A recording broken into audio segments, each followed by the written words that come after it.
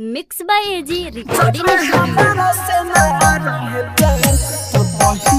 DJ Kanchan Raj Muzaffarpur.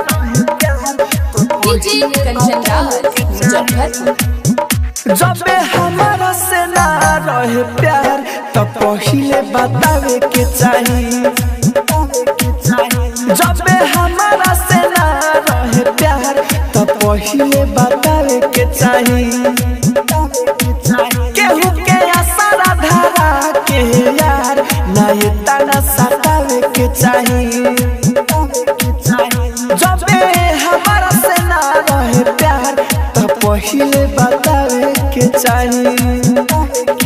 Mix by AG recording studio. DJ Kanchan Raj Muzaffarpur.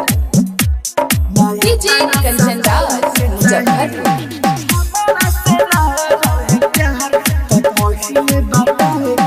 दिले हमरे तोड़ के तोरा कैसे के मिल सुकून हो। शादी होता तो हवे करे जा मेहदिला ले ले जइहा खून हो। पता लागल तू बदल गइलू दिला के संग तू छल गइलू।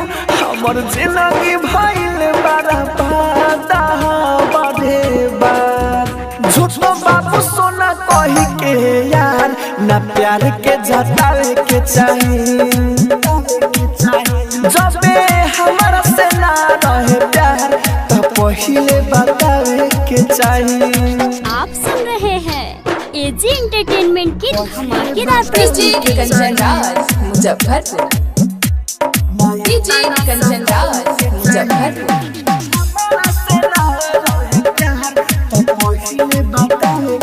राइटर यार बिया चंदन तोहरा ला रोई हरदम में हो।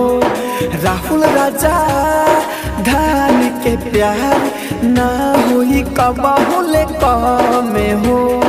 तू भूले जाइबू हमारा के हम ना भुलाइबे तोहरा के। ये बात सुनाना से हो विश्वास।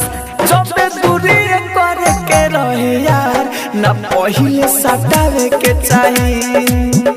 हाँ जब हमारा से ना रहे प्यार तो पहिले बतावे के चाहिए। Mix by AG recording studio Roshanpur Sapaha.